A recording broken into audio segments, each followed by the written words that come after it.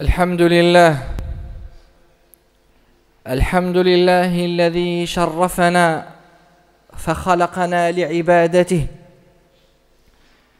الحمد لله الذي خلق الجنة دار نعيم لأوليائه، فخلقها دار نعيم لأهل التقى والإيمان، لأهل الجهد. والصلاة والسلام على أبينا آدم عليه السلام، الذي كان أول من دخل الجنة بأمر من ربه سبحانه جل في علاه، إذ قال له ربه: ويا آدم اسكن أنت وزوجك الجنة. واللعنة على الشيطان الملعون لما كان سببا في خروجهما من الجنة. وما الذي دفعه إلى ذلك إلا كبره. والصلاة والسلام على من يدخل الجنة ويدخل من ورائه المؤمنين المتقين الأطهار، فنشهد أن لا إله إلا الله، ونشهد أن محمدا عبده ورسوله، دليلنا إلى الجنة.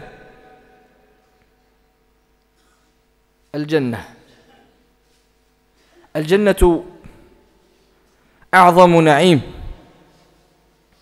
وأجل دار وأفضل قرار.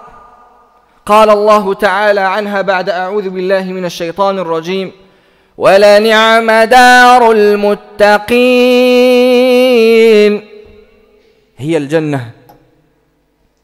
الجنة لا جوع فيها، لا ظمأ فيها، لا عطش، لا برد، لا حر ولا عري. اسمع إلى قوله سبحانه وتعالى إذ يقول: إن لك ألا تجوع فيها ولا تعرى، وإنك لا تظمأ فيها ولا تضحى. هذه هي الجنة.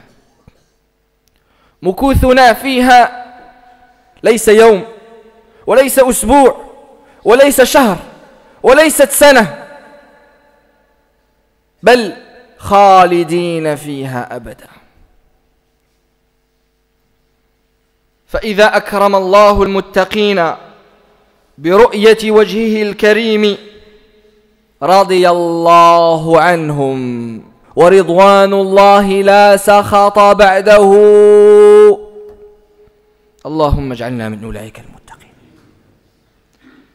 فإذا قدرت الله حق قدره وأطعته فيما أمرك وابتعدت عما نهى عنه وامتلكت نفسك عن المعاصي، كان جزاؤك الجنة. وعد من الله، إن الله لا يخلف الميعاد. وأما من خاف مقام ربه ونهى النفس عن الهوى فإن الجنة هي المأوى. عباد الله، إن الجنة مئات الدرجات، وما بين كل درجتين كما بين السماء والأرض. هذا خلق الله. وأعلى درجة منها الفردوس الأعلى، جعلني الله وإياكم من سكانها. وعليها الفردوس يكون عليها العرش، وهي أوسط شيء في الجنة، ومنها تفجر الأنهار، أنهار الجنة. فإذا سألتم الله فسألوه الفردوس الأعلى، كما قال نبينا ونبيكم عليه الصلاة والسلام. بناء الجنة لبنة من ذهب ولبنة من فضة، فيها أشجار وفيها شجرة يسير الراكب في ظلها 100 سنة 100 عام لا يقطعها في ظل تلك الشجرة. يخرج أهل الجنة، أهل الغرف الذي قال الله عنهم غرف من فوقها غرف مبنية تجري من تحتها الأنهار. سكان تلك الغرف يخرجون إلى ذلك الظل، ظل تلك الشجرة العظيمة. تعلمون ما هي غراس تلك الشجرة؟ نبينا عليه الصلاة والسلام ليلة الإسراء والمعراج تكلم معه سيدنا إبراهيم عليه السلام وذكر له تلك الشجرة وقال له غراسها سبحان الله والحمد لله ولا إله إلا الله والله أكبر، غراس تلك الجنة. كما أخبر سيدنا إبراهيم الخليل عليه السلام لما أخبر نبينا عليه الصلاة والسلام. جنات تجري من تحتها الأنهار، أنواع من الجنان، من كل فاكهة زوجان، وجنات فيهما فاكهة ونخل ورمان. فإذا سمعت نعيم الجنة لا تحسبن أنه نعيم الدنيا، لا تقارنه فتقول مثلا أما أنا فلا أحب الرمان، هذا رمان الجنة. إنما اشتبه نعيم الجنة بنعيم الدنيا في الاسم فقط لا غير، لا أقل ولا أكثر. ففاكهة الجنة ألين من الزبد، أحلى من العسل، أبيض من اللبن. فأنت لا تذهب إلى تلك الفاكهة، تلك الفاكهة تأتي إليك قطوفها دانية. فأما أنهار الجنة فهي تجري بأنواع الشراب، فيها أنهار من ماء غير آس لا يتغير بطول المكث، لا تراه وتراه كدرا فيه الأوساخ، معاذ الله، هذه هي مياه الجنة. ما تلقاش فيها ميديتي، تلقاها نقية. وأنهار من لبن لم يتغير طعمه، في هذا اللبن، أما هذا اللبن لا يفسد بعد يوم أو يومين ولا يحمض. وأنهار من خمر لذة للشاربين، وصفه لذة للشاربين، فهو ليس يصدع الرؤوس ولا يغيب العقول ولا يفسد العقول.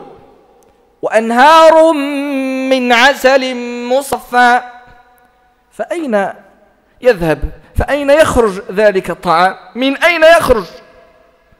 يخرج بصورة مسك الجنة،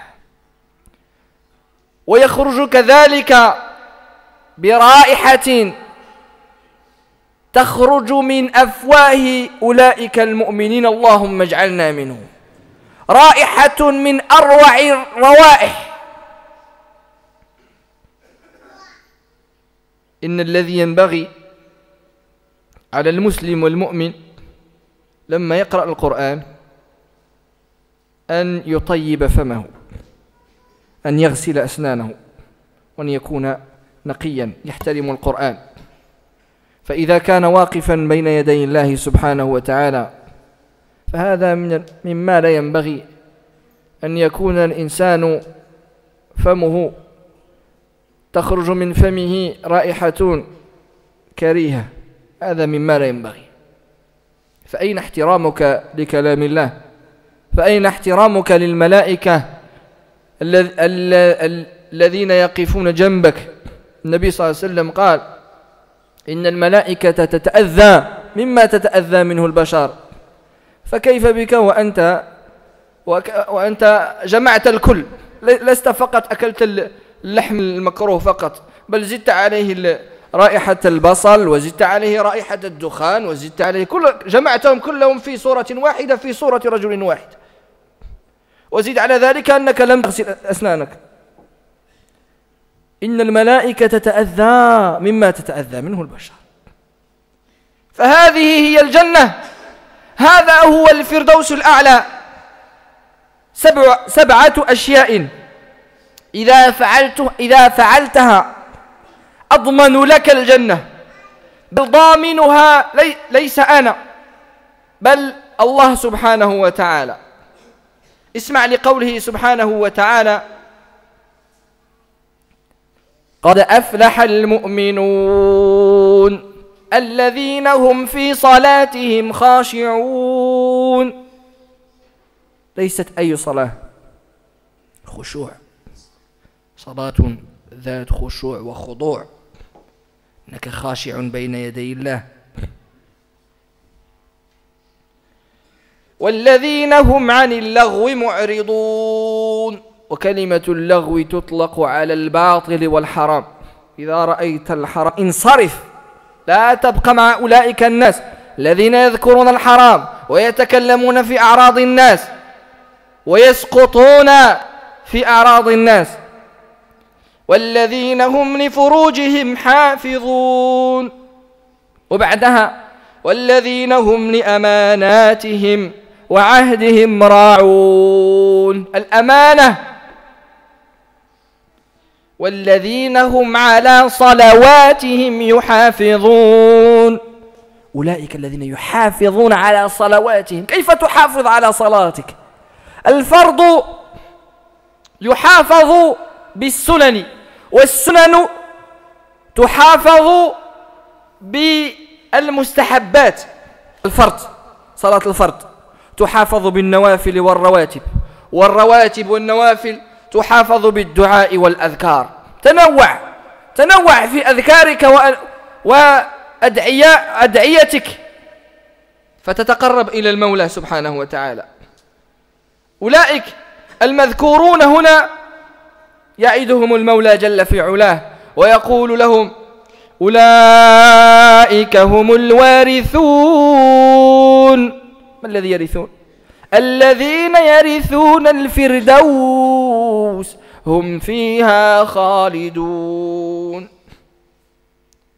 حافظ على صلاتك حتى إذا وقفت أمام الله سبحانه وتعالى ووجدوا، أي الملائكة وجدوا أن فرضك لا يكفي، قال الرحيم جل في علاه: انظروا لعبدي هل له من تطوع، انظروا لعبدي هل له من نوافل، هل له من رواتب، هل صلى أكثر من السنن. أولئك هم الوارثون الذين يرثون الفردوس هم فيها خالدون. اللهم ارزقنا الفردوس الأعلى مع الصديقين والشهداء والصالحين، وحسن أولئك رفيقا، والحمد لله رب العالمين.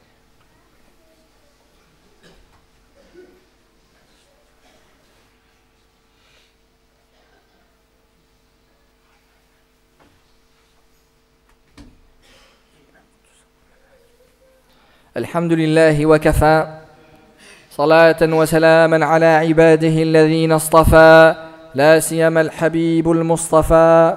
Pour ceux qui ont encore une place à côté devant eux, avancez s'il vous plaît. Je vois les frères, il doit y avoir peut-être une 50aine de frères qui sont dehors dans la pluie. Jazakumullah khair. Louange à Allah, celui qui a créé la terre. C'est lui qui a créé la terre et qui a créé ce qu'elle contient. Celui qui nous a créé, pourquoi il nous a créé? Pour l'adorer, subhanahu jalla fi ula. Louange à Allah, celui qui a promis à celui qui fera partie des pieux, des croyants, une récompense que nul œil n'a vu, que nulle oreille n'a entendu parler, que nul cerveau n'a pu imaginer dans ce paradis. Ce paradis-là, personne n'a faim, personne n'a froid, personne n'a chaud, personne n'a soif. Pour combien de temps on sera au paradis? Illimité. Celui qui nous a créés avec une caractéristique qui s'appelle limité, qui s'appelle une fin, qui nous a donné une durée de vie, il est capable de nous enlever cette caractéristique. La mort sera sacrifiée devant nous, les témoins, Inch'Allah, les gens du paradis, mais aussi les gens de l'enfer. Et on dira, à partir de ce moment, vous serez immortels. Dans le paradis, il y a des centaines de niveaux. Le plus haut de ce niveau s'appelle Al-Firdaus. Le prophète sallallahu alayhi wa sallam, dans un hadith, il dit, quand vous demandez à Allah Azza wa Jal, ne lui demandez pas qu'il vous fasse rentrer juste au paradis, mais demandez-lui Al-Firdaus al-A'la. Soyez ambitieux. Et c'est sur Al-Firdaus al-A'la que se trouve le trône. Comment il est ce trône? Allahu a'lam. Nos cerveaux ne sont pas capables d'assimiler. On n'est pas encore rentré au paradis pour comprendre tout ce qu'il en est de ce paradis. Allah ne nous a pas informé comment il est ce trône. Mais ce qui est sûr, c'est que c'est un trône. Stop. On ne va pas essayer de comprendre des choses que Allah Azza wa Jal lui-même n'a pas expliquées à ses créatures. Ne faisons pas comme cet abruti qui est venu voir le prophète sallallahu alayhi wa sallam. Vous savez ce qu'il lui a dit? Il a ramené une chaise et il lui a dit, est-ce que le trône de ton Seigneur il est comme ce trône? Et vous savez qui a répondu? C'est pas le prophète sallallahu alayhi wa sallam, c'est Allah Azza wa Jal qui a répondu. Et il a descendu un verset. Qu'est-ce qu'il dit ce verset? وَمَا قَدَرُ اللَّهَ حَقَّ قَدْرِهِ. Ils n'ont pas estimé Allah comme il se doit. Alors que c'est lui-même qui détient toute la terre dans sa main. Le paradis, ces jardins, ces fruits, qui n'ont rien à voir avec ce bas monde. Le seul point commun, c'est le nom. Le fruit du paradis est aussi tendre que le beurre.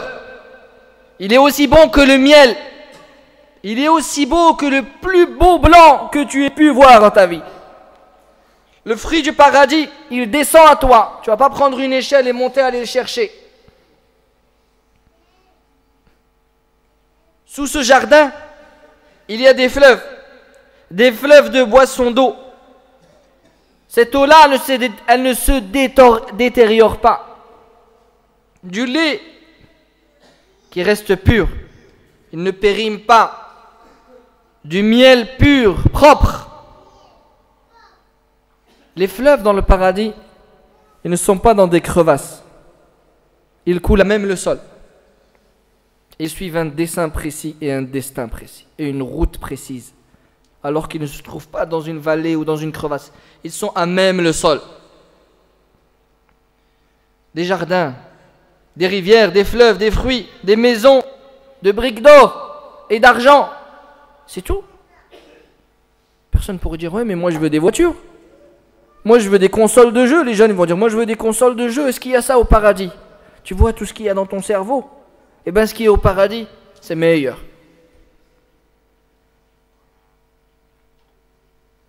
Quand on arrivera au paradis, on n'aura plus de tâches à faire.